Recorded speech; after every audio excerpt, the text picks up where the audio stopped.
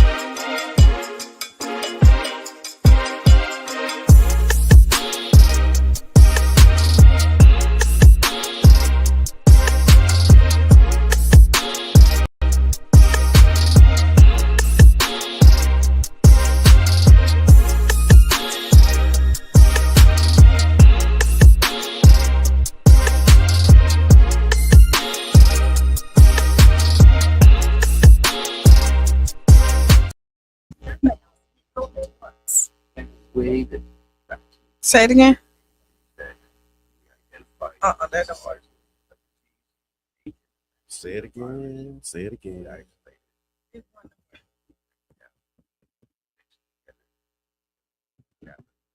Say it again. Say it again. We'll use Say it that again. one. Say it again. All right, we got a guest coming, so we gotta figure this thing out. Look, so hey, the Welcome. people that are on, Welcome to the Tampa Bay Breakfast Club. I'm your brother John. and this is Qiana. And this program is being brought to you as part of the New Image Project of the Community Development and Training Center, aka CDAT. See that? And we'd like to thank y'all for tuning in and helping us to redefine what's cool, because smart is The new gangsta. baby. And if you don't know, Now you know. Now you know. And yeah. The Tampa Bay Breakfast Club is an independently produced program. The views, opinions, and statements expressed by hosts, guests, or callers are their own and do not necessarily reflect the views, positions, or policies of Cara Festa Radio.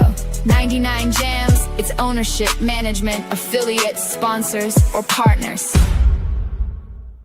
Yeah. Yep, what they said. What they said, just like that. It's Freestyle Friday. What's good, Q? Freestyle Friday. Okay, so listen, I was telling Cause I think Your y'all my brother family. John. Yeah, I think y'all my family, right? Y'all my extended family. Leave that alone. No, but we gotta figure that out. Yeah, at 8 o'clock. Yeah. Oh, and I was talking to yo brother John, right on. right? Yeah. And I realized like I'm in a really little pissy little mood today, y'all. Today is the day. Today is the day. Okay. I'm really in a pissy mood. I think you deserve. You okay? You can have one of those. And I'm in a pissy mood, and I'm still kind of smiling. Yeah. Right. Yeah. So self-awareness is good. And so I think I'm just aggravated. Self-awareness is good. Yes. Yeah. And then I think also where I'm aggravated is because I'm looking at these teen takeovers, right? And I think the narrative of our children is misleading.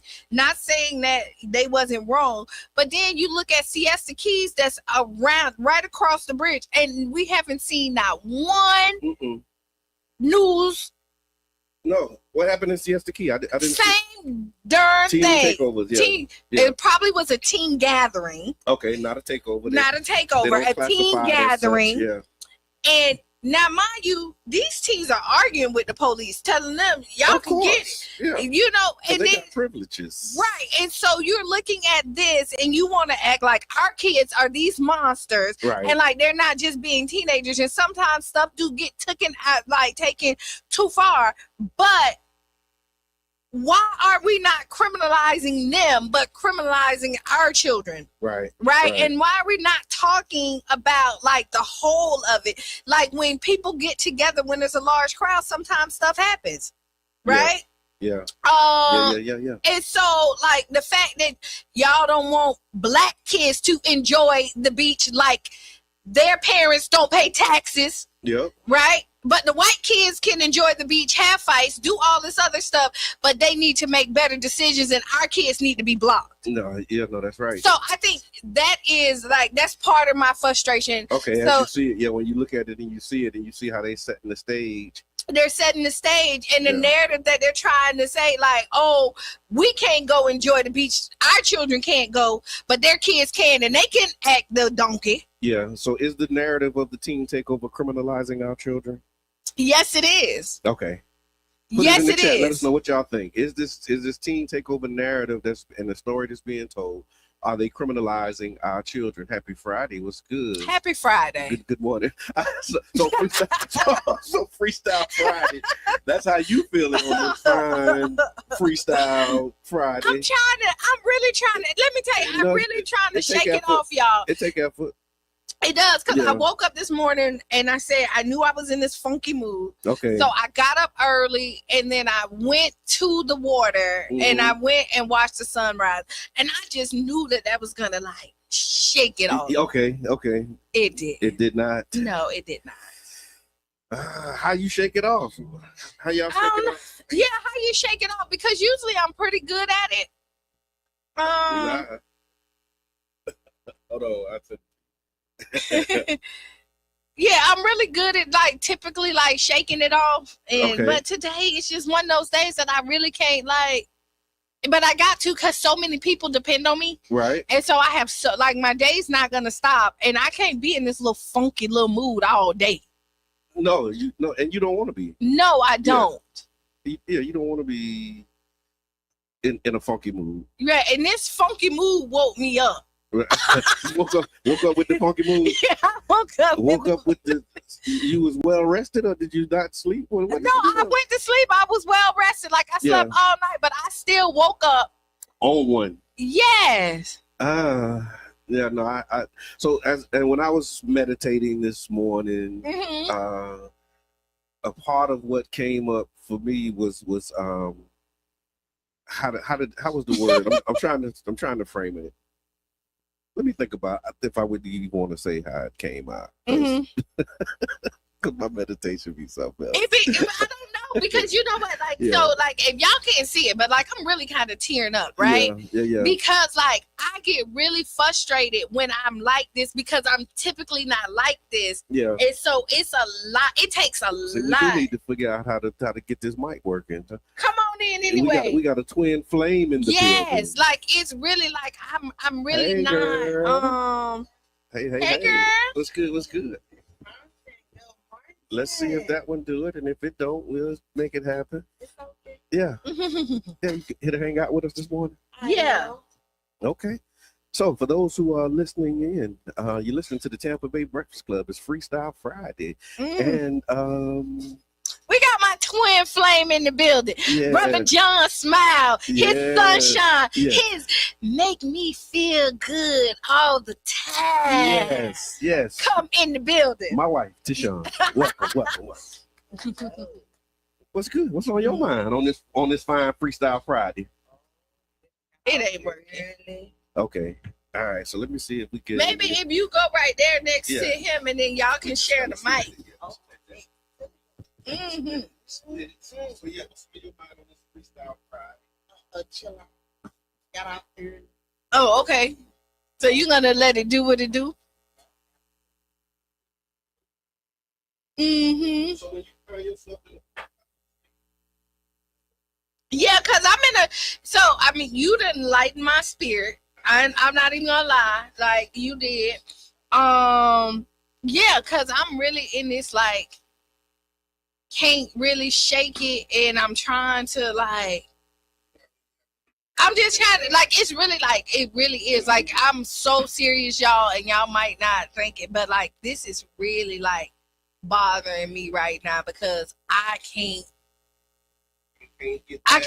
get past whatever it is right now. Like, and it's just really like sucking my energy.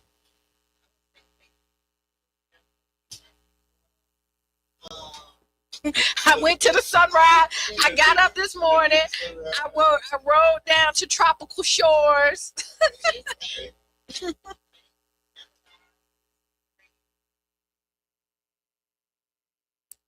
Prayer does work. I do know that prayer does change things.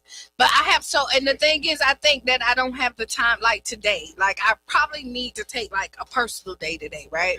And just kind of get. I believe it sounds like responsibility. Yeah. And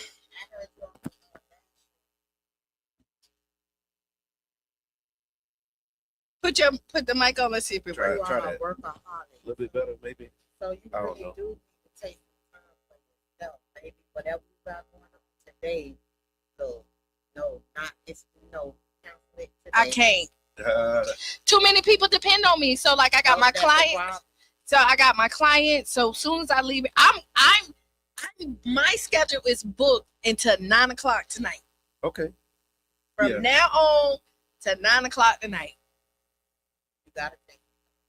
And I think, that's another part of it, right? Like, because that was a part of what was in the meditation was more around like it's hard to be at peace when you got a lot of incomplete cycles, right? Because when you have given your word, you've made commitments, and now you got to chase your word and keep those commitments. That can be annoying sometimes. I learned from a wise person that said, "Whatever you don't do with your time, somebody else will." So I wonder who that person is. So you have to take time for yourself. I know. I just gotta carve it out. I just really don't have. Yeah. And then okay, so then I'm gonna live vicariously through Qiana since she going to the beach. So y'all do this.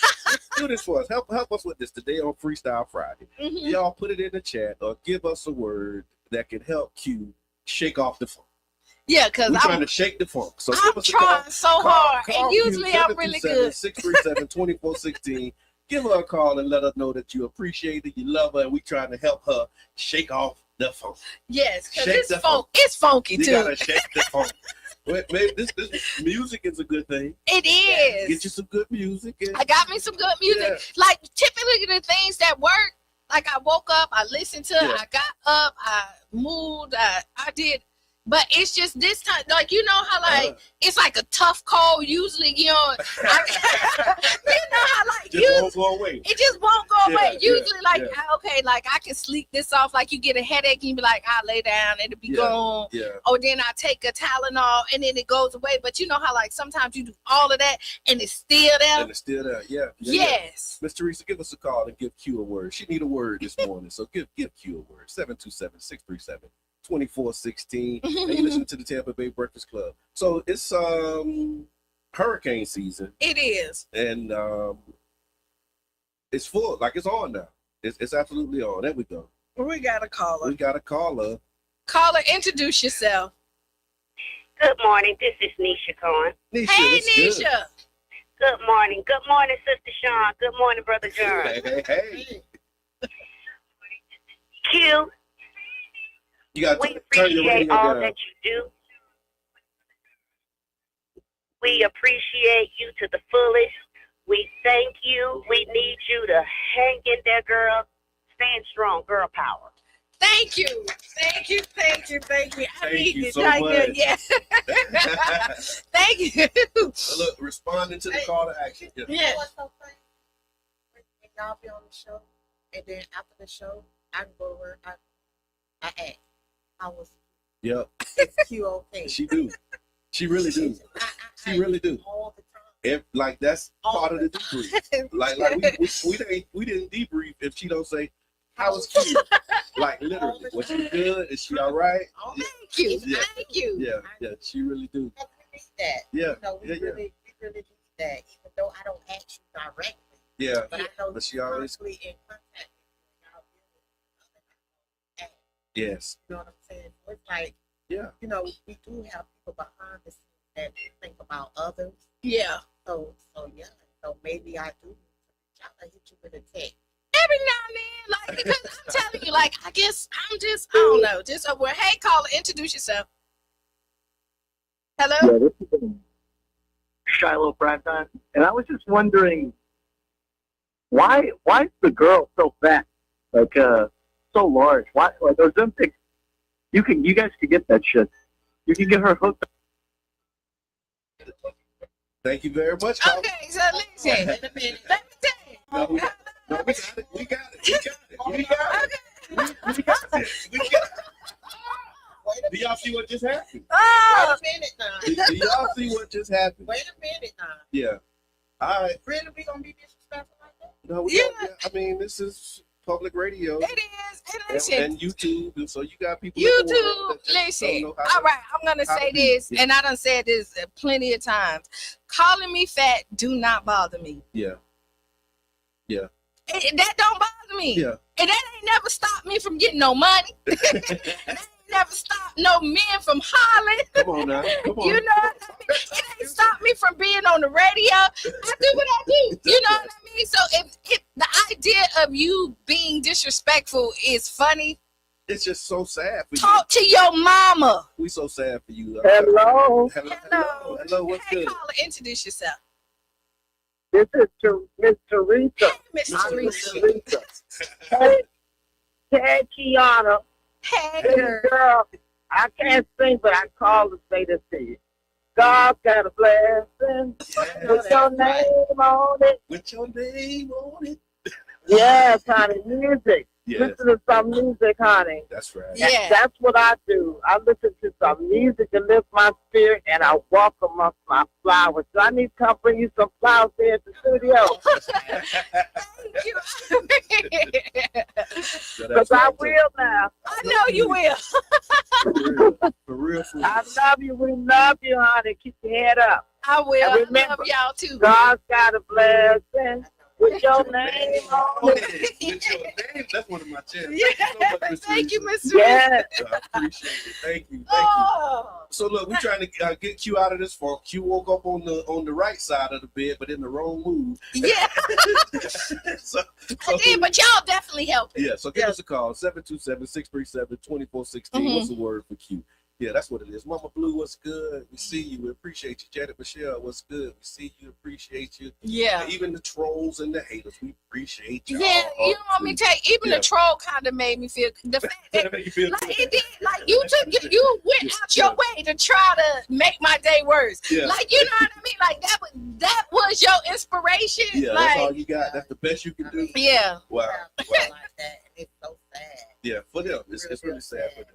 Mhm. Like, I mean, you that miserable. God bless you. It really is. So, So the hurricane season. Okay, go ahead. And so here's kind of some updates on what happened. Y'all know June 1st is the hurricane season. That's going to continue to happen because people love you. See what I mean? Caller, introduce yourself. Good morning. My name is Yolanda. This is my first time calling. I don't know you, Miss Q, but I want to tell you that you're anointed, you're blessed, and be ready to receive what God is going to give you.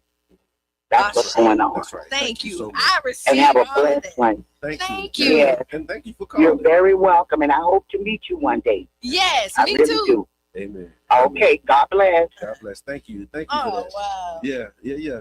And no, that's what it is too, though. You know, that's how it happened. Like right before you had your breakthrough, right? Yeah. You had those kind of moments where, yeah. And this is when you like buckle down. You can't give up. Yeah, and so like I'm that's true. vocally like speaking it because I know like I can't give up. Yeah. And I'm not in the give up spirit. Oh, Let me no. just say that, y'all. I hear that. No, I'm not in the give but up I mean, spirit. it's all right to acknowledge that you're tired. And it's Yeah. like, I'm really, hey, I need a minute. Like, I gotta take a minute. That's a sign of intelligence.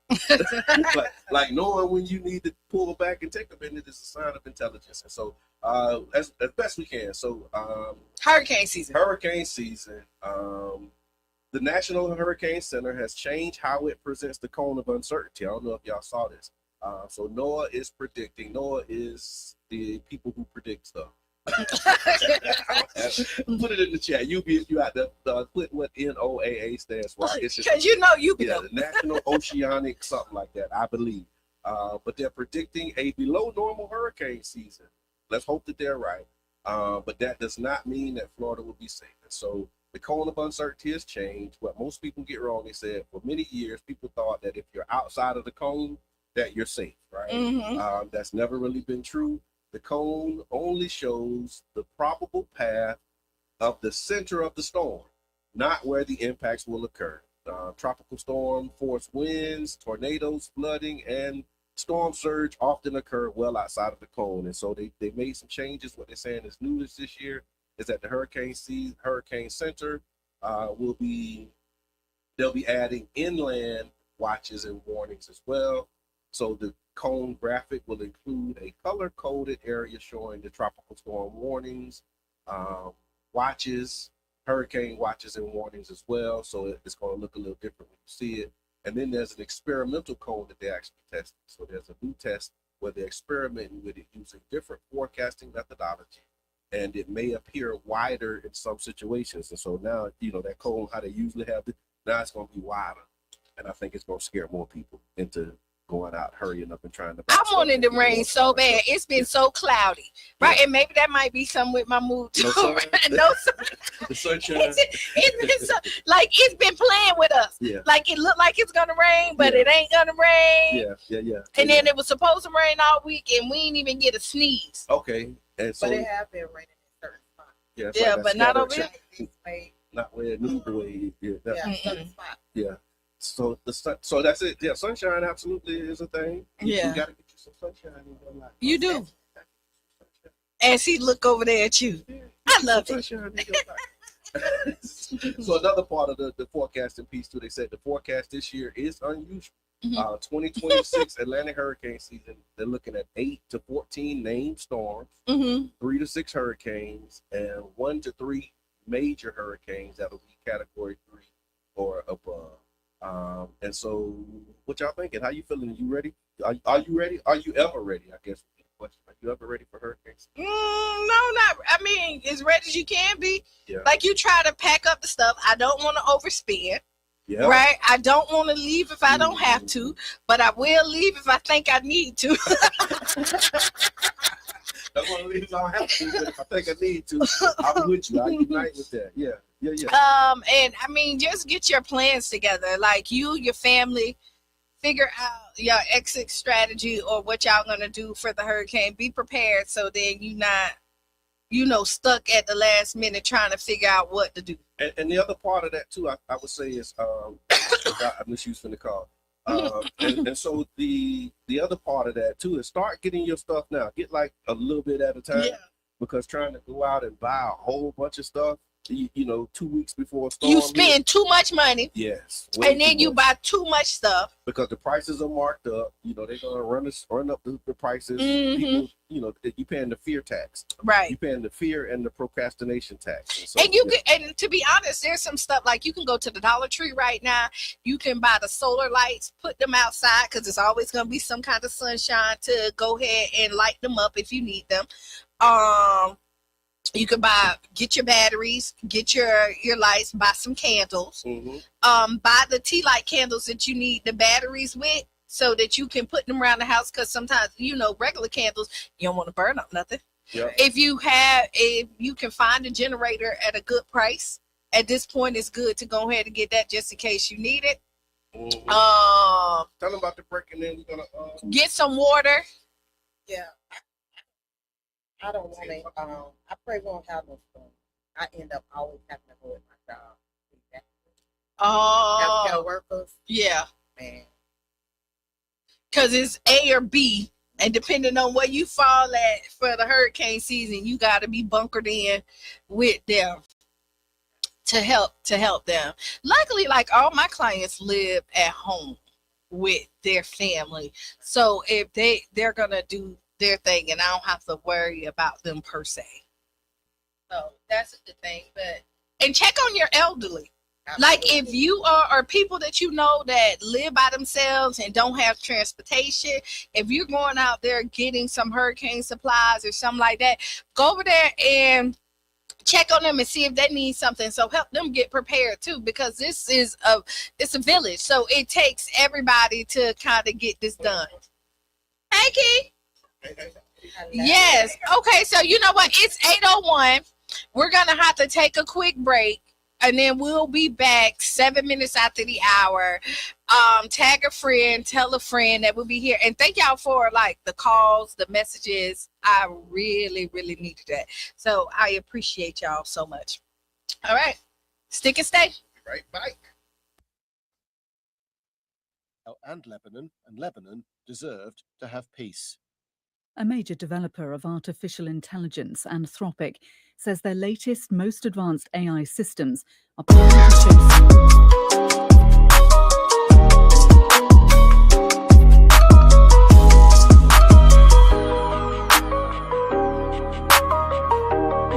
Hey everyone, welcome to The Explainer. Today, we're unpacking exactly why 2026 is, without a doubt, the absolute most consequential year in St. Petersburg's modern history. We're looking at a definitively transformative 18-month window where foundational decisions on our leadership, our urban core, and climate resilience are all literally colliding at once. Honestly, I want you to picture the ultimate chaotic juggling act. Imagine a frantic resident trying to balance a massive baseball stadium, a swirling storm cloud, and a giant tax bill. Because, well, that's exactly what voters are facing right now. We aren't just picking a mayor this cycle. No, we are voting on the literal physical and financial future of the Sunshine City for the next 50 years. Okay, here's our quick roadmap for today. First, the 2026 St. Pete Crucible. Then, that billion-dollar baseball deal. Third, we'll hit the $600 million climate question. Fourth, taxes and municipal power. And finally, number 5, your actual 2026 action plan. All right, let's jump right into part 1, the 2026 St. Pete Crucible. This is that definitively transformative 18-month window. So, for residents, these are the absolute critical deadlines you need to circle on your calendar right now. Your window for shaping the city really kicks off with the candidate qualifying deadline on May 29th. From there, we're sprinting straight into the August 18th primary election. And if no one secures a clear majority, the whole thing culminates in the monumental November 3rd general election. These dates are the exact focal points where all these massive local issues are going to be decided. Looking at the board, we've got a pretty crowded executive contest. And just to be clear, we aren't endorsing anyone here, just neutrally looking at the options. We have incumbent Mayor Ken Welch, whose platform is deeply tied to his 86-acre redevelopment plan and a massive climate bond. But he's facing formidable challengers. You've got former Governor Charlie Crist, who obviously brings huge name recognition, and current City Council member Brandy Gabbard, who's been fiercely critical of exactly how infrastructure spending is being distributed across different districts. The political stakes for residents here? Yeah, they couldn't be higher. Moving into part 2, the billion-dollar baseball deal. This is the historic gas plant versus the Tampa pitch. Now, there is a fascinating dual-track race happening right now. In St. Pete, the city is actively selecting developers this May for the historic gas plant district. This is an 86-acre site that represents the largest redevelopment opportunity in the entire region, especially with the Tropicana field lease expiring soon. But meanwhile, right across the bay, Tampa is debating a $2.3 billion ballpark proposal for the Rays over at the Hillsborough Community College campus, and they are racing toward a June 1st deadline for binding agreements. But the absolutely crucial point here is this staggering number, $1.065 billion.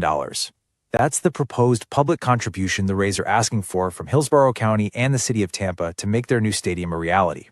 It's a massive funding stack that relies heavily on tourist development taxes and community investment tax dollars. And as you might expect, it has sparked some fierce cross-party debate. And this quote perfectly captures the exact tension voters and officials are wrestling with. Tampa City Council member Bill Carlson says he's fiscally conservative and wants to make sure public money is used wisely, but he also acknowledges the stadium would go in a place that could really use the development. It's kind of the ultimate municipal dilemma, right? Is it a billion-dollar public giveaway, or is it a transformative anchor for mixed-use development? Okay, shifting gears to part 3, the $600 million climate question, also known as the St. Pete Agile Resilience Bond. Look, recent hurricanes like Helene and Milton completely exposed the vulnerabilities in St. Pete's aging infrastructure. Right now, the city uses a pay-as-you-go approach funded strictly by utility fees. The problem? That's going to take until 2050 to finish necessary upgrades, carrying a huge risk of inflation and delays. So officials are proposing a general obligation or GEO bond to front-load $600 million right now. This would accelerate 5 years of projects to harden the city's stormwater and sewer systems. Let's translate this massive bond directly to your kitchen table. If voters approve the bond, the cost gets distributed across property taxes, adding an estimated $96 annually per $100,000 of taxable property value. But if the bond fails and the city tries to accelerate these projects through the existing model, households could face a staggering $486 hike in their utility rates. But this definitely isn't an easy sell. Council member Mike Harding raises a really fascinating philosophical question. How do we go through that process of how resilient is too resilient? When you spend millions hardening one single water plant so it doesn't shut down for 12 hours, well, that's money you can't spend anywhere else. Plus, candidates like Brandy Gabbard are pointing out that these proposed projects aren't evenly distributed across the city's districts. So it's this massive debate over equity and economic timing. All right, diving into part 4, taxes and municipal power. We're talking fiscal squeezes and the Duke Energy expiration. While the city is considering taking on $600 million in bond debt, they are simultaneously facing a huge state-level threat. Looming state legislation, specifically House Bill 201, threatens to completely eliminate non-school property taxes on homesteaded properties. If that passes, St. Pete's revenue would plummet by $140 million. To put that in perspective, after paying for police and fire, the city would have barely anything left over to split among parks, recreation, and community enrichment. And at the exact same time, the city's 30-year franchise agreement with Duke Energy expires in August 2026. Because of this, St. Pete is currently studying whether it's feasible to officially break up with Duke entirely and create its own municipal electric utility. Essentially, a city-owned public utility that provides electricity directly to residents to try and gain control over rates, grid resilience, and renewable energy goals. Okay, bringing it all home with Part 5, your 2026 action plan. Let's look at key deadlines and advocacy points. Your voice is absolutely the deciding factor in all of this. So, here's your action plan. Step 1, track the Community Benefits Advisory Council, or CBAC, committee selections this May, because they are going to advise on that massive gas plant district. Step 2, keep a close eye on Tampa's June 1st stadium deadline, as that will ripple across the entire bay. And step 3, definitely the most important, show up and vote in the August 18th primary.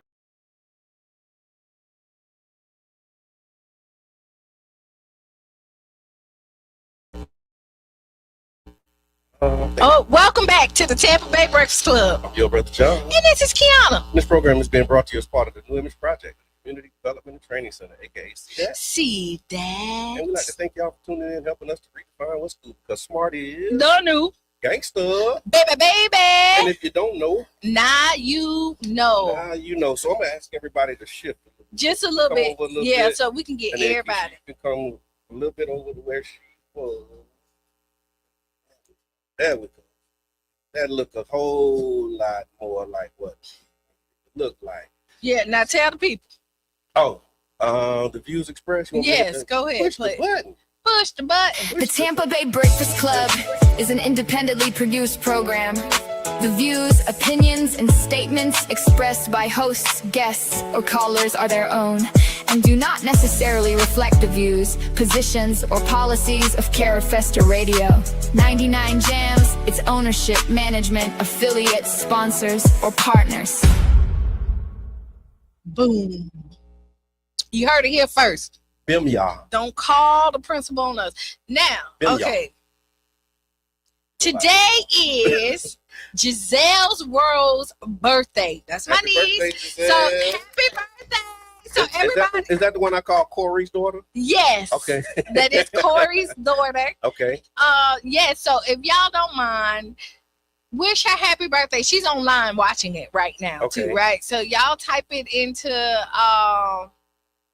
on there and just say happy birthday, please. If y'all don't mind. And we got a guest that ain't really a guest though. Yeah, we got a couple of people that ain't guests in here. We got family in the building this morning. So this morning with us we have my sunshine, Qiana's twin flame, Keshawn, my wife, and we also have Keisha Fuller from Keshawn Korner joining us this morning. Pull the mic up. Hello. Don't be scared of the mic. Gotta lean in a little bit. Pull it closer to you. Look, she's like, okay, this is starting to get intrusive. Giselle, they're wishing you happy birthday, girl. This morning. That's how I know. I'm like, okay, this is awkward. Yeah. It is. I came off really aggressive this morning. I'm so sorry. Brother John walked in. He was like, oh, it's that kind of morning. I mean, I got a little bit of it, but I appreciate it. It was like, okay, just a reminder. That's all. It's just a reminder. And so, Keshawn's Corner, I got like all kind of notes in. I'm trying to find where I was at. So let me do it official. So each year, Keisha, she honors the life and legacy of her son, Keshawn, by bringing the community together for healing, awareness, and access to resources. And this morning, you're going to tell us about 613, why it matters, and how families can get involved. What's up? Okay, well, like you just stated, 613 was created, Keshawn's Corner was created in honor of my son, who died by suicide on June 13th. And this year's event is actually falling on that date. Pull it up. I'm trying to just put it all the way to the end. I really don't think I like how this feel. Or Yeah, no, that's just back up. I can't hear you. That's why. Okay.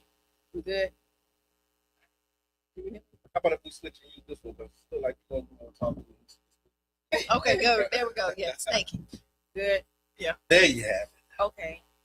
So like I said, this year event falls on the date that my son passed. So we want this event to be I guess like a celebration in honor of his life, and all those others who lost, to suicide. And like in the last 6 months, I personally know maybe like 5 people in our community from age 16 to 37 that recently died from suicide. So it's still very much a thing in our community. And this event, like I said, it represents awareness, support, and anybody that wants to be a part of Keshawn Korner. Like I said, everything we do is free for the community.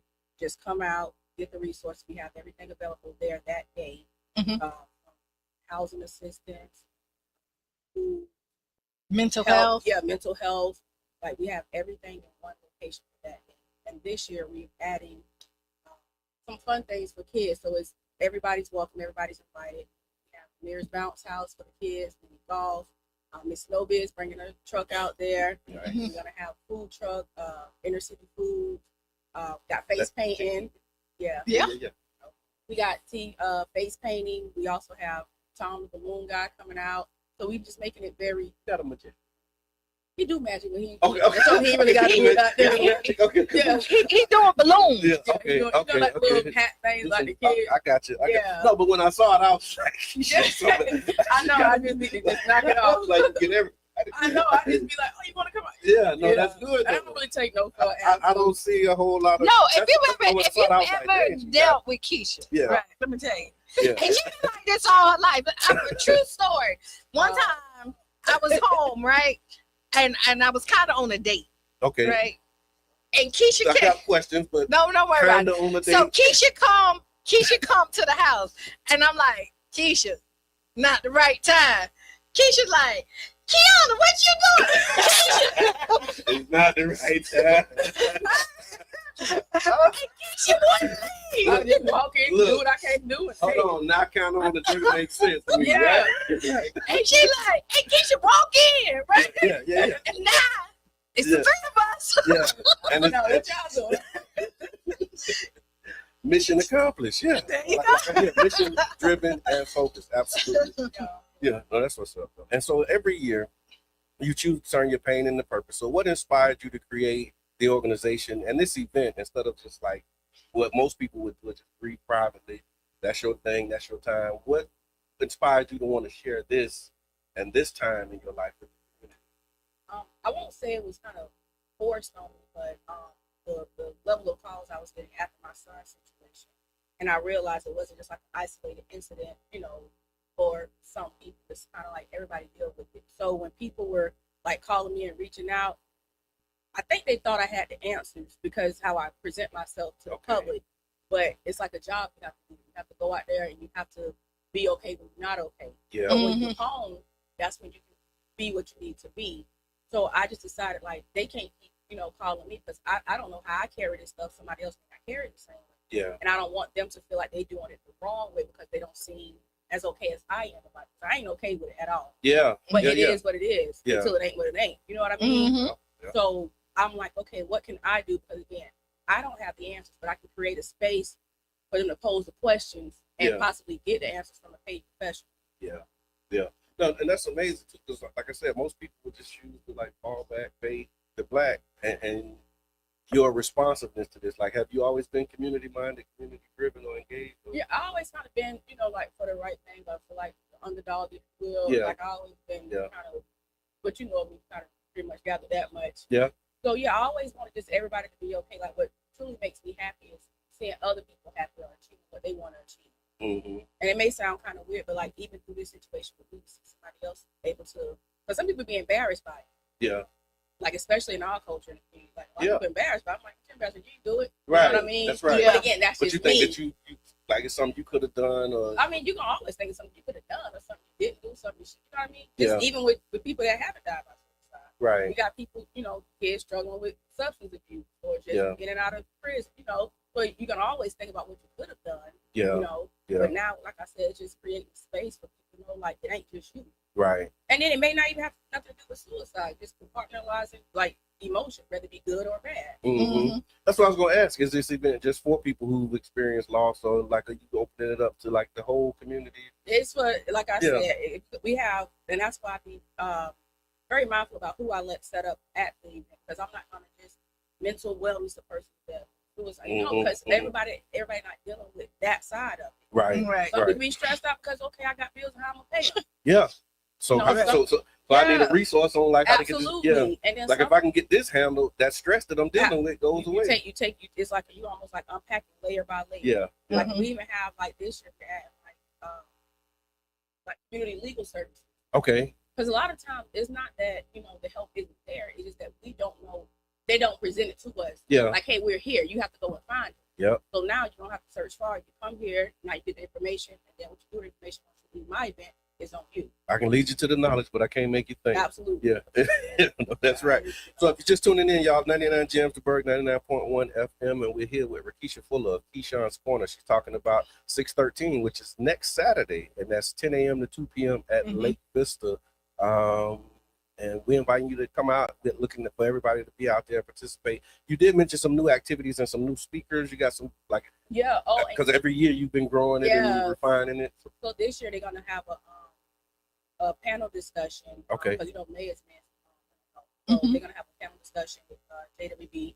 Also, shout out to the sponsors: JWB, City of St. Pete, SPC, and Paul. Okay. And then we have other sponsors as well that really stepped up and helped make this event what it is. Success attracts those kind of relationships. We got and these are like other businesses here that mainly most of our Black owned businesses. We have like Creating Independence, that's like mental adults with mental disabilities. We have general with handy pros and general contracting, building up some nice stuff in the community. Nice. Like I said, we have like a lot. Like I said, Miss Know This. I reached out to her. She was like, "No, this is what I do. I can donate. I don't have to, So just stuff like that. I love that. I love it. And then just thinking about that, like you said, mental wellness is a part of it, but it's not like you say you want mental wellness. You like what you need, really. Say more about that. Say more about just what made you want to like round it out and not be so heavy focused on the mental wellness. I mean, because it go with what you said. It's like if I got these issues, like it may not be like I said like a mental thing, but it can be a stress thing. Yeah, that can essentially turn into messing with you mentally. Right, right. So it's almost like a proactive versus reactive. Yeah. If I can see this about to be a problem, let me go ahead and deal with this so I can deal with this. Right, right. No, that like makes fix the things sense. We can fix right now, or the things that are going to happen are going to be there. So when unknown things happen, you can deal with those things accordingly without the stress of the other stuff. Right. That's going to come regardless. Bills come every 15, 30 days. So we know for a fact that's going to be there every single month. Oh, I thought it was quicker than that. It's 15 to 30 don't seem like long enough. Like but we know that's something that's reoccurring. Yeah, absolutely. So I can't every month be sitting up here looking crazy because how am I paying my bills? How am I broke? You know what I'm saying? So I can deal with, okay, let me fix this now. Yeah, yeah. That's something that's going to always be there. No, that's right. And so I wanted to get your take on a lot of this stuff too, because you deal with teens and the program that you have and the things that you're doing. What are your thoughts on this whole idea of these teen takeovers and the way that they're talking about it? And have you been paying attention to it? And if so, what kind of reflections that you have? I see it, but I kind of try to stay offline with stuff like that because you get in the comments and then, you know how I feel about the comments. Yeah, I try to stay out of the comments. What I will say about that, we're not going to act like we all didn't gather up and hang out. You know what I'm saying? Like now it's on a different level. Yes. But it's not just us that's doing it. But I also know that we need to worry about us. Yeah. But I think the whole sleep around your own front door. But I don't even think it's at a different level. I think what happens is now that you have access to social media. That's what makes it, because I mean by if they would have had a camera, a Chunky Sunday, what would it have looked like? As much gunplay, back then. If somebody was banging it, it was a real issue. Yeah. It wasn't just because we here, so I'm, you know what I mean? Yeah. Or somebody said in the song, so let me go ahead and do it. True. Yeah. True. Because and then we grew up on different. I don't know. As long as it's PG. Yeah. We grew up on hustler music. Okay. Yeah. They grown up on user music. That's true. So there's a major disconnect. So we're look like when you put on some OG, the old 8-volume JG, that makes you want to get up and go get up and go. Now it's a thing where you put on something that you want to go pop a purpose set and carry on. Yeah. You know what I'm saying? You want to set up, you looking stuck or whatever, and now people or you want to be mad at somebody because it ain't talking about defending yourself. It's like I got to beef, so I'm gonna come at like you. The old NWA, right. the public, you know what I'm saying? So now you understand what the drug is. It creates a chemical imbalance because you're mixing this pill with maybe this other drug, and then you got mental issues already, trauma, and all. You ain't dealt with it, and then you're not emotionally tapped in to say like I'm having a bad day today. Now you take a pill with that, and you mad at everybody else, and not somebody look at you wrong and they can get it. Yeah, and you know what I'm saying. A lot of that has like I'm not blaming nothing on music or nobody because y'all are people, but I just really want people to stop blaming parents for everything. Okay, because it's like I'm pretty sure people don't know they can. You think I sat down and said, "Hey, when life gets too hard, son, pull it out of bank." You got to know that ain't what I told them. No. Yeah. You think I sat up here and that's what I said? But some of the parents who are saying it, and on the flip side of that, I can see why some people kids act the way they act because I see how the parents respond to stuff.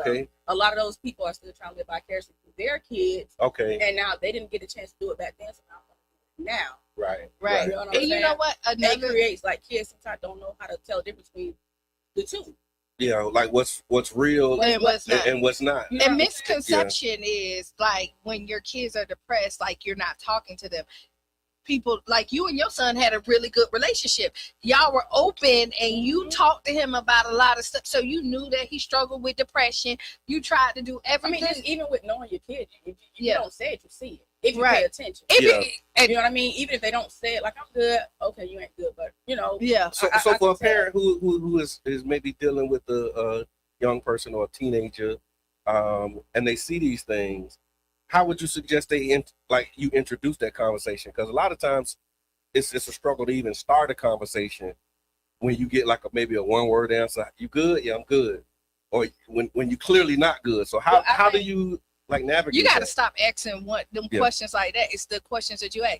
How are you feeling today? Yeah. Like you got to ask. Not even more so that, because it's like we'll ask a question and then if we don't answer, looking for now we the problem. You know what I mean? Mm-hmm. So it depends on what lenses you're looking from, what is you choose to listen from. Because I can't ask you how you're doing, and then you tell me, well, mom, you know, I ain't feeling this because you did like, oh, what you mean I did that? We can't tell them to talk and we ain't learn how to listen. Okay. Wow. Say that again. I mean? We can't tell them to talk if we haven't learned how to listen. Because if every time I say something, you're trying to defend something, because then you'll find yourself defending something that I ain't even said. Yeah. Because the ears that you choose to listen from, you letting your own insecurities, basically letting my words confirm how you feel about yourself, and I don't even know that's the case because I'm just telling you what's going on with me. Yeah. Right? But you got to find that safe space. Make it about you. Ooh. You got to. Yeah. And I think that dynamic shows up more so in a child, like in a particular parent-child relationship. Yeah. And the power dynamic, right? Because it's like me and you, like it's me and you. But now I'm the authority figure, I'm the parent. It goes back to what I said last year, because I said so. Yeah. You got to take. Sometimes you got to take that out. Anytime somebody, you know, poses a question in response to something that we said, oh, you talking about it, you being disrespectful. Well, I'm asking a question because I want to be able to follow the conversation, so I can answer from an intelligent place. Now, if you're not adequate enough to explain the question that you posed to me, then say that. Yeah. Don't say I'm being disrespectful because I asked the question that you weren't prepared to answer. Yeah.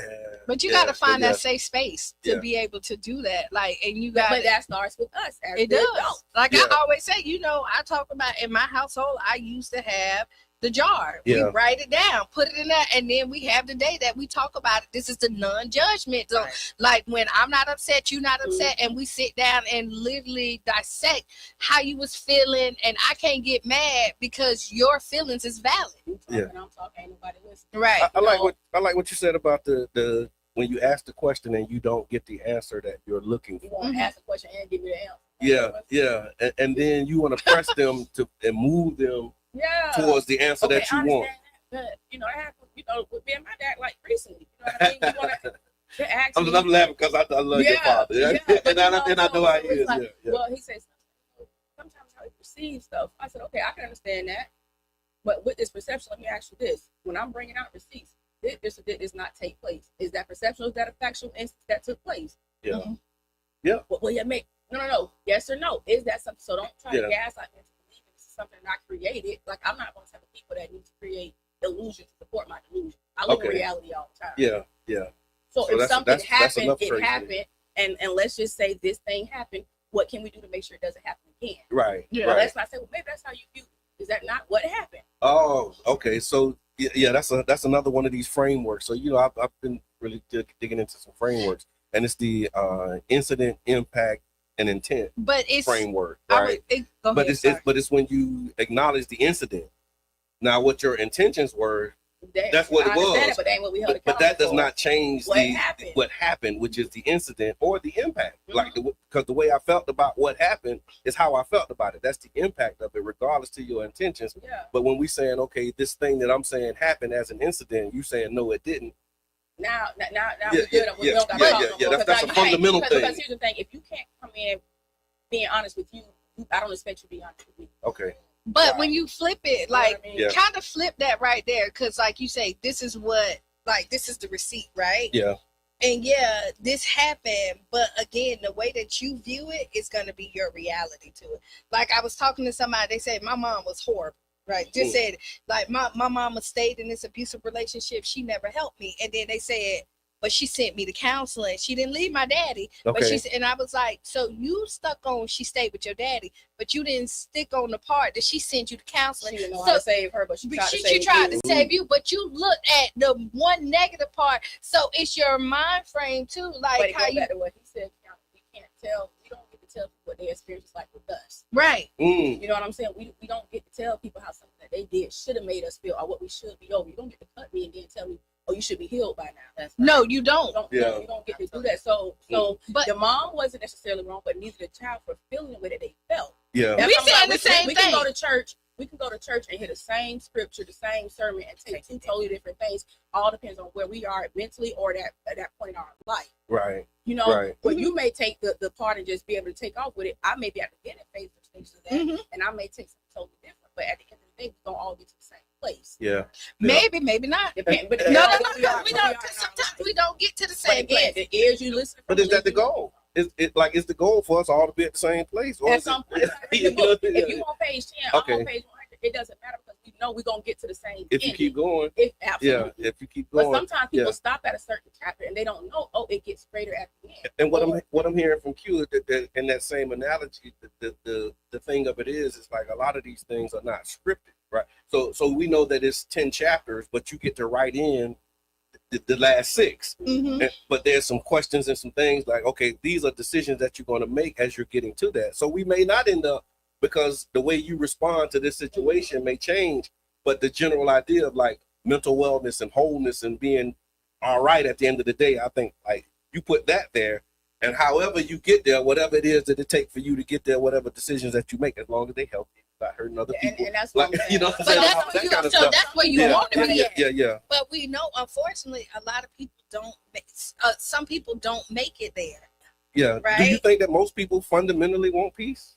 I think a lot of us don't respect what peace looks like to some people. Yeah. Oh. You get what I'm saying? I think we have this idea about what peace should be, or what your life should be, what you should be, what you could be doing, versus what is she, like you just said, is she healthy, is she not self-harming, is she not bothering nobody else, then that's her all right. That's her version of all right. All right. Yeah. My all right ain't got to be your all right, as long as we both are all right. All right don't have to be your all right. 100% with you there. Like I say, like I want generational wealth. Yeah. It's not bad that you don't. Yeah. Like, you know what I mean? Like I might want a big house. It's okay that you want the studio apartment. Like you know, again, we do try to force what we want on other people and what we think happiness look like. Or we waste stuff on monetary skills, or we waste success on certain things. Like some people, like the rapper said, you know, they want my goal to live middle class and drive a Camry. Some people, that was their goal. That's their goal. I want to have a successful marriage. I want to be, you know, take my kids on vacation twice a year, pay my bills on time, and that's that. That's my success. Me, I want the high rise. I want this. I want that. It's not that, oh, I think I'm better than you, or you too low. You were successful in your own right. You successfully have a successful marriage. Yeah. You're at your kids' sporting events. You're there to take your kids on vacation. You don't miss a beat. You know what I'm saying? Yeah. The other person, hey, I don't have a vision of having kids and doing this and doing that. And that's okay. Exactly. That don't mean I'm more successful than you. You're successful in your own right, and I successfully completed the goals that I had set for my life. So this sounds so easy in theory, and I mean just the way we talk it out and the way we talk about it. What complicates this in real life? What makes this? Expectations? Yeah. People expectations.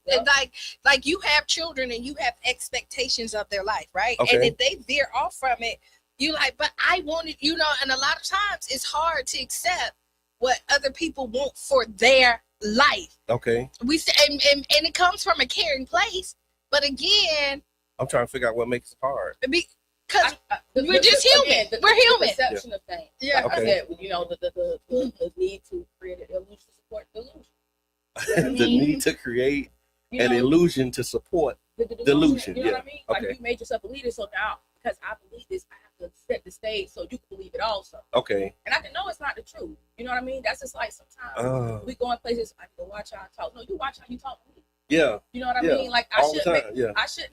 You know what I mean? Like I shouldn't have to go in a meeting with a suit on. You know what's that about? Yeah. To make your to make them feel okay. Oh, I remember we were having this conversation. About making other people comfortable with you. And the thing is, you shrink yourself to make other people comfortable. A person see Brother John Muhammad and his wife out, maybe at a bar, just just relaxing from the week stress. Yeah. And you guys are dancing. God forbid they see you have a drink. Yeah. Oh well he was a counselor. He shouldn't be doing. Hey, that's from 9 to 5. It's 6 o'clock. I'm out. I'm John right now. You know but you know what? Another like sometimes people be so nervous. Oh, you got to watch your social media. That's my private page. That ain't my business page. Yeah. Why do I have? You know what I mean? Yeah. Yeah. And like governing yourself according to other people's standards. That stresses people out because the people I see people out in public places that I see in professional spaces, and they in the private of comfort of their own space, they still looking over like nervous. Like, at what point do you get to you? That'll drive me crazy. I'm not gonna hold you. At what point do you get to be you? And then you know what? A People lot of understand from 9 to 5. You know, like I'm a doctor. Yes, I'm at an office right now, or I'm at a lounge. Yeah, that's right. You know what I mean? I'm not saving nobody's life right now. I'm trying to save me right now. At You know what point do you get to be you? And then sometimes people feel like they gotta live up to the expectations that other people put on them, right? So like if you tell your kids like, oh, you the fighter, even though they tired of fighting, the world done told them they're the fighter, so they feel like they have to always live up to being the fighter. Yeah. And they're tired of it, but we have put these titles on people that they necessarily not. And we don't tell them that they can take it away. Like, that's not who they are. That does not define you because that's what you did yesterday. So for somebody who may be in a situation like that right now, what are some things that you would suggest that they do to start like shedding that persona and really starting to walk more in being their authentic selves? Well, I do have a journal. Okay.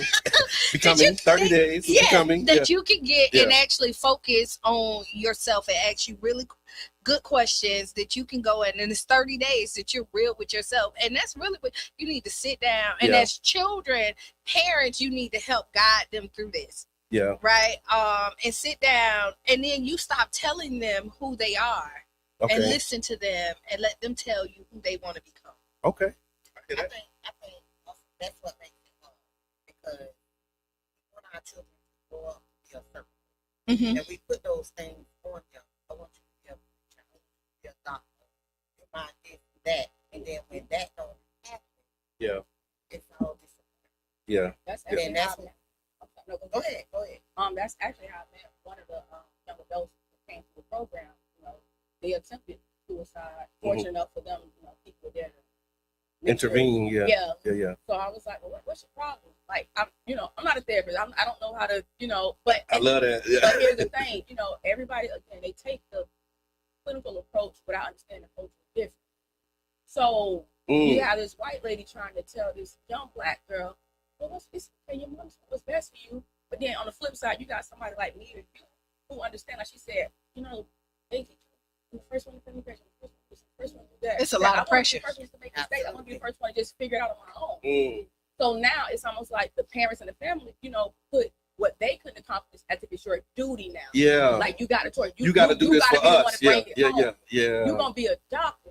Now I'm around here medical malpractice. This ain't my true passion, but I don't want to let y'all down. But now I let his family down because I'm operating on their loved one. Yeah. Because my loved one forced me to do this. Yeah, and even the other side of that, even if you are a successul doctor and you do everything but right, you live invisible. On the flip, when you get once you leave the hospital, you go home. Yeah. And you don't even like to look back at you in the mirror. Yeah. You know what I'm saying? So that creates a thing too. Right. I think it takes courage to step outside of people's expectations and just be what you want to be, show up how you want to show up. Like, even if you want to be that, because parents, sometimes we can see what you're good at, and it's our job to kind of pour in and help define them, right?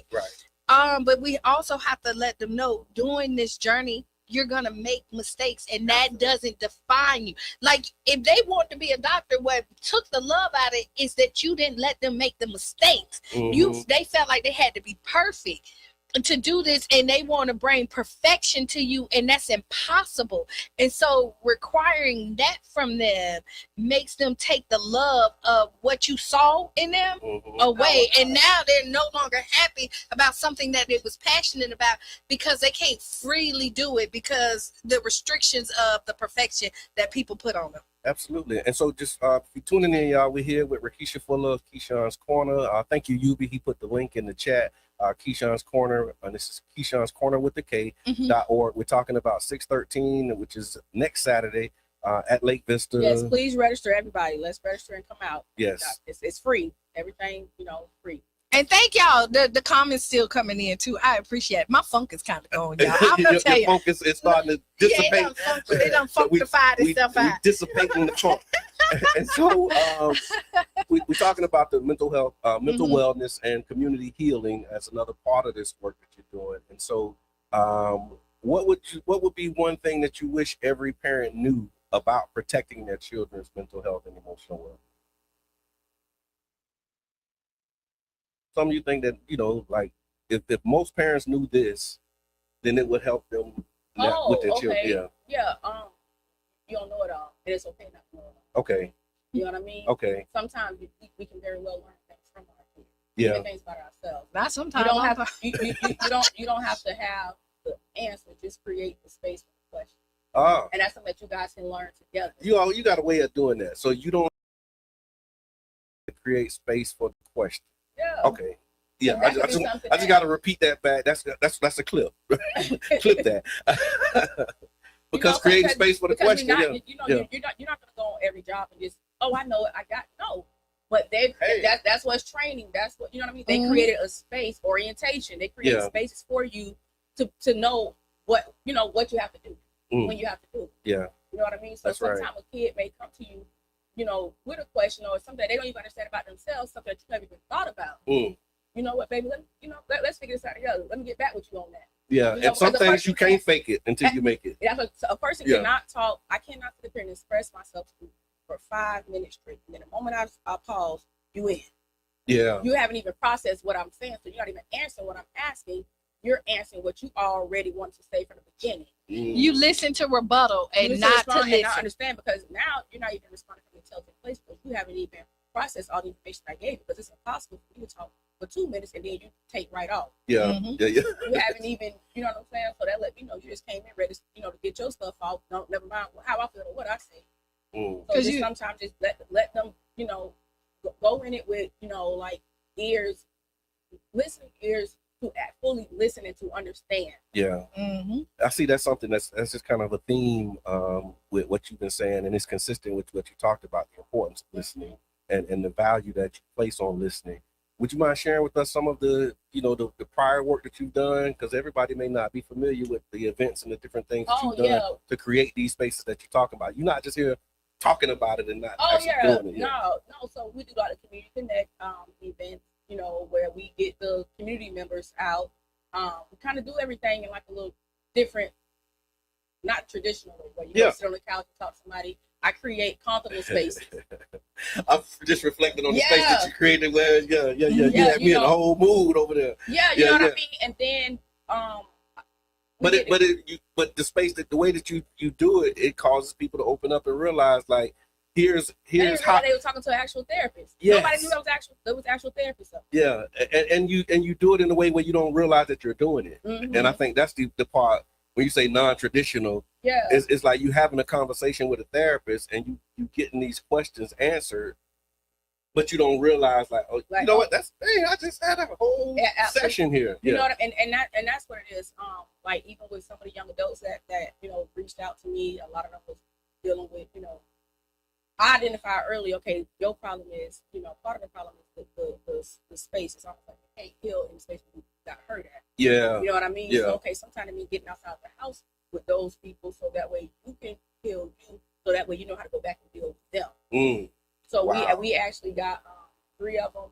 We assisted with them getting their first apartment. Yeah. One of them was like, I only got a bed. I don't even care. I'm moving in. She's like, thank you. Yeah. When she went in, fully furnished. I got a furniture. I had everything fully furnished. Yeah. The other young guy, same thing with him. He got a studio apartment. Yeah. I said, well, I got a bed for you. Someone donated me a couch. I got all this kitchen stuff. You know what I mean? Yeah. So we kind of. I remember that. Still working. Like one of the young ladies. Like I said, I met her. She attempted suicide, and everything was just like, oh my God, the world is over. And I said, hey, yo, you gotta chill out. Yeah. Like I ain't gonna let me try to say you kid me like. God, dog, I don't even drink, but bring me a bottle of wine. You know what I mean? Right. So now, from a year later, yeah, she lost her job. I said, Miss Keisha, I lost my job, but I didn't even panic. I said, first of all, you got your rent money. Right. First of all, you might not have it. So she said, yep, I'm good. I can pay my rent for next month. I said, okay, you got 25 days, go find you another job. Yeah. You know what I mean? And get what I said, go to the club and go here. So she said, I went to the pathway pace and I got hired. I said, and so she was just, wow. You know what I mean? So she but just said, that mindset shift. Yeah, before, I'm telling you right now, like, it would have been another situation, but I said, hey, you I said it a little different than how I'm saying it to y'all, but I know you. You know what I mean? Yeah. But with that, like they say, we need to hear that because we understand when people come being fake with us. Yeah. Like I told them, it's every single day. It's gonna be something to be mad about. All you gotta do is find out one thing to be glad about. That's it. And to your point about being able to connect and speak the language of the people, right? Because you said I'm not a therapist, I would take issue with that because the service that you provide, you know what I mean? It may not be licensed clinical, but that's another part of what they talk about with black men. Well, we don't do therapy, man. You know, y'all haven't been to the barbershop. You haven't been to the tree. Like we have real deal conversations in these sessions with each other, but it may not be a licensed professional space. And so again, just wanted to acknowledge that and thank you for the work that you're doing around creating these spaces. And we talked about how you also allow the youth to design the spaces. Would you mind sharing some experience with that? It's like a thing where I can't speak for you if I don't even speak to you. Yeah. I'm gonna know, like, I don't know what it needs to look like for you. I know what it needs to look like for me, but this ain't about me. So we do the youth summits where the first year, you know, they was like, oh, we want to do this, we want to have it like this. But I don't want nobody to see my face. I respect that because I'm not, you know, like I can talk in a space like this all day. But once I get, you know, that ain't really my thing. Yeah. 2 years ago, you wouldn't even want to speak in it. Oh, yeah, no, you were like, no. I had to like drag you in, kicking and screaming. I'm okay with being the neck and everybody else being the head. I'm moving stuff, but everybody else, you know what I mean? As long as the work ain't done. But like they was like, okay, you can lift this, please, because it brings out. Hey, yo. This was ain't nobody's was these the children or okay, young adults, children and young adults. Yeah. Oh, it sends out positive. Only thing I'm hearing in my head is like I got to pay for this. You know what I mean? The budget. So before the sponsors and stuff start coming in. Yeah. Once we got to the first actual event, you know, I had a partition set up. They were talking behind. It was bootleg. We had one microphone. I'm behind the curtain. I missed all of that. I'm like, talk, say, you know, and then it got to the point they got so comfortable. They went to saying each other's name. I'm like, you ain't supposed to say their name. You know what I mean? It's supposed to be anonymous. Yeah. So it got, like I said, they got so comfortable and it just was so, like, before that one even ended, they was like, okay, this is next week. We going, oh my God, I ain't signed to check this before this one. Right. So it let me know. And the next one, what happened this time? There was no curtain. They were okay with being seen. They were, you know what I mean? Yeah. And I just that alone, right? The fact that when you being responsive to them. So when we talk about designing it and listening is one thing, hearing is another thing, right? But because I remember when you told me, you was like, well, you know, some of them shy, they want to put up a partition and they want to be behind the thing. My old person mind was like, you sound kind of crazy. But then when I walked in, the way that you executed it, number one, was like phenomenal, right? Just to see it, I'm like, okay, this is different. And it's different because I'm late 40s and they're, you know, early 20s. You know what I'm saying? Yeah. And so if an early 20-year is designing it, it's going to look different than somebody who's twice their age. So that was the first thing. And then the progression, right? Being able to know that they trust you enough to say, okay, this is what we wanted. You executed it and you did it. But now we realize we really don't need that. And they're growing past that, but not shutting them down and saying, to your point, like listening, oh, I hear y'all, but we ain't doing that. You got to get comfortable. You got to be out front. You know what I'm saying? You know what I'm saying? Because at the end of the day, I didn't want that one to be the only one. Yeah. Because at the end of the day, you know, they don't need me. We need them. If we want to make the change, we have to go out there, you know, to people, you know what I mean? Yeah. Who are going to be carrying it on to be able to continue the change. That's right. So I didn't want nobody, like, I know how, if I'm talking to you, and if I'm explaining something to you, screwing your face up, you know, don't even worry about it. I don't want to talk no more. So imagine being a vulnerable young adult, you know, trying to talk to somebody. You say something they may not agree with, they, you know, tooting their nose up or something. That'll make me shy away. I don't even want to talk, or I'm gonna respond a different way. Right. That's and neither one's gonna be effective. Yeah. You know what I mean? That's true. So that's true. And that's when you start and I talking pride about the myself on being disrespect. truthful to them. Yeah. Like if I say, hey, you don't want to talk, you don't have to talk on camera. Yeah. I'm not gonna get there and put a camera in your face, That's put you on the spot. That's right. Because the trust is broken then. Because now I'm helping you grow. Yeah, you know what I mean? I'm forced. Well, no, you gotta get away from me. You can't keep doing that. You can't keep doing that. Yeah. Let me do it when I'm ready. Wow. And I see that a lot in these community spaces in the name of like helping them grow and helping them develop. but not But respecting really where they are. Everybody trying to get the exclusive. Everybody trying to get the right to the story. Like everybody, oh, hey, put my shit on, tell your story. Why would I come on your platform when I got home? Have you seen me speak on my situation on my space? Yeah. No. Why would I? You know what I mean? So why would I come to your spot? Don't get me there and give me some questions, Mm-hmm. and then we get there, you ask me something totally different than what we previously discussed. That happened to me. I remember, and I handled it how I handled. You know what I mean? Yeah. Like we have a. So I answered the question that you asked me. You become your mama's child. Yeah. Become your mama's child. But I still handle That's the same beat thing. If you don't know, you just don't know. If you do, you do. I handled it, professionally still, but I just simply went to I answered the next question I was supposed to be asked. Yeah. And I got you looking crazy, not me. Yeah, no, that's right. Though. Because it's respect given to across the board, and they always ask like how to help these kids with our kids when they respect you and they feel heard, and they know you respect them. You get a whole different child in front of you.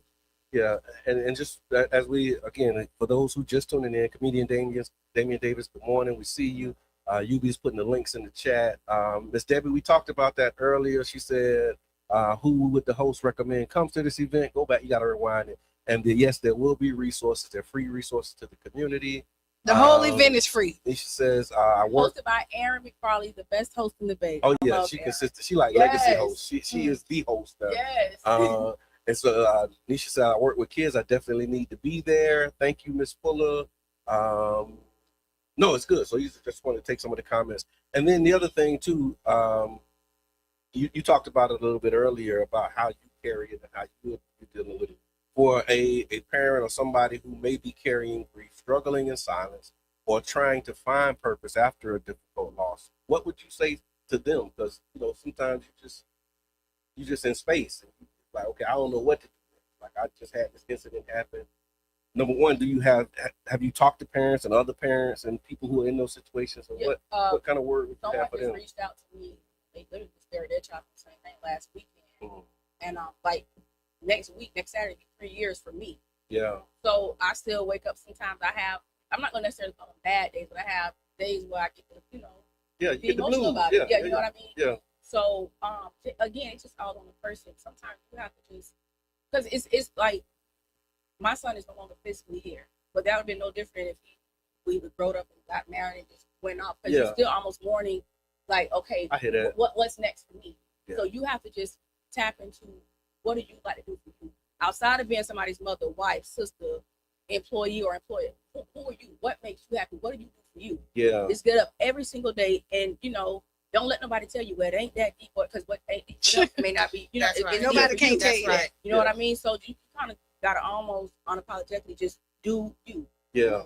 It may look crazy to other people. It don't matter what like you. What does it feel like for you? Yeah. But here's the thing, Keisha, when you said that, right? Like some people's identity is, You their kids. I'm Sean's husband. I'm their grandpa. I'm so like their identity. Their identity is the other person. Yeah. That's when you gotta learn very fast attachment from those things and solely be you. Yeah. Because sometimes we do get lost in being somebody's wife or being somebody's husband, or being the coach or being the thing. That's right. It's really hard. Yeah. It is hard, but it's even harder when you start. Yeah. No, it is very like when you're in those spaces. Like I know. I'm Qiana. I can't have a bad day. No, I just told y'all, like, and then people think that I can't have a bad day, and this is why I vocally said today I came in. But I will tell people, even in these feel the emotions, but don't stay there. Like, don't let it dictate your. And I always like, as a parent who lost a child, different ways, but still, is that you feel bad when you have a good day and you don't think about your children, right? And so you feel like that dictate that defines how much you love them, and it doesn't. Because if your kids are alive at this point and you had a good day and you didn't think about them, you don't feel guilty, right? And you have to know that just because you have a good day doesn't mean that you don't love your children any less. Right. So I'll say this as well, right? So my thing was,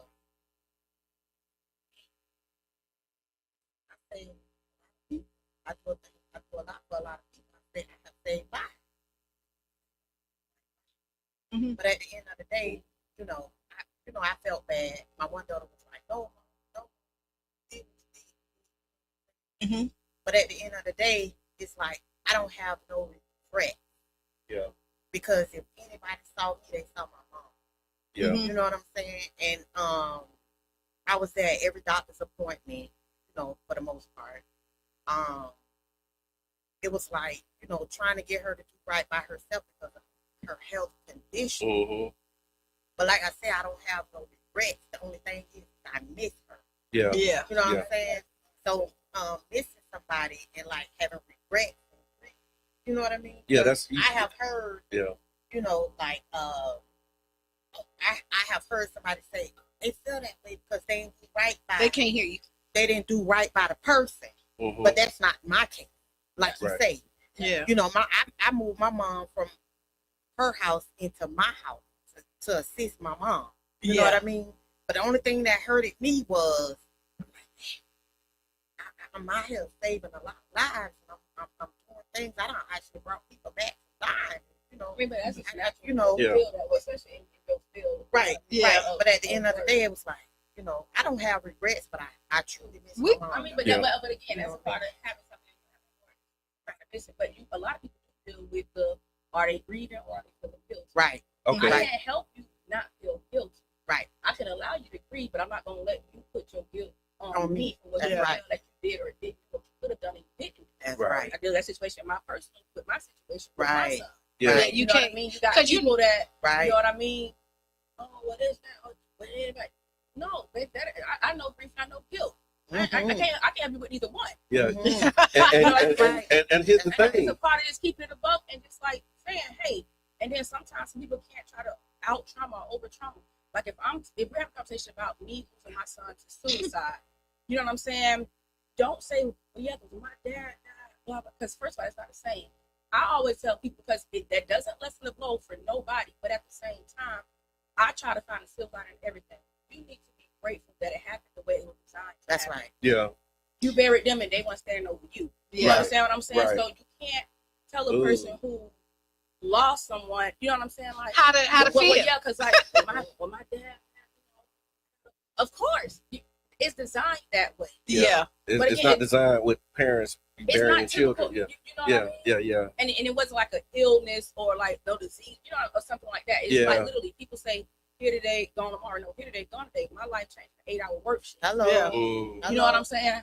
Wow. So I'm not going to sit up here and waste a second of time that we don't know how much we got left to sit here and deal with people who aren't committed to changing or to wanting to be okay. Yeah. Because you got some people way of being okay is to continue to trauma dump or this and that. I'm not gonna bring my cloud to your parade. That's right. I got a book and we got 3 minutes left. It was it's called The Power of Decision, and one of the chapters is in there is about the decision to be unhappy. And you have people who have decided to be unhappy. And so whatever you do to try and make them happy, it's not going to work. Every solution they're gonna find a new problem. Yeah, because that's the decision that they made. I'm like, all right, yeah. Because you'll see it on Facebook. Look. Yeah, we were doing good. we were doing good. So don't let's remind people of the event, date, time, location. Let's shout it out again. So again, it's Keshawn's Korner with the K.org, 613. Tell them what you want them to be. At Lake Vista from 10 a.m. to 2 p.m. June 13th. It's a free event. We have food, we have entertainment. More importantly, we have all the resources in one spot. Yes, in one spot. I like that. So you come, you get a little bit of this, a little bit of that. Rather you dealt with mental health, because people don't understand mental health ain't always it's not the bad part. You have to split things. Yeah. And not become overwhelmed with success or anything else. That's right. You know That's what I mean? right. So it's not just like they call that manic. You become a maniac. Yeah. Right?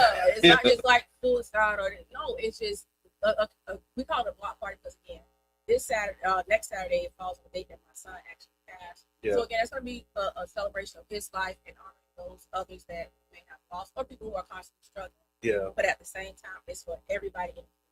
Love that. Well, thank y'all for tuning in. Thank y'all for tapping in. Thank you for coming to ride with us this morning, my sunshine. But y'all better get y'all some sunshine. You just can't have this one.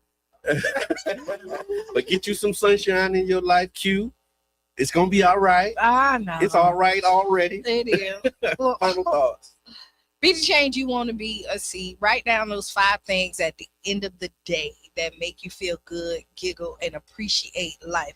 Because again, we focus on what happened bad. And like today, this is gonna be a part of my breakdown, right? So stay tuned for Sister Hughes. Make you lose your shoes and shout out around the house. This has been the Tampa Bay Breakfast Club on your brother John. And this is Qiana. And Bing bing.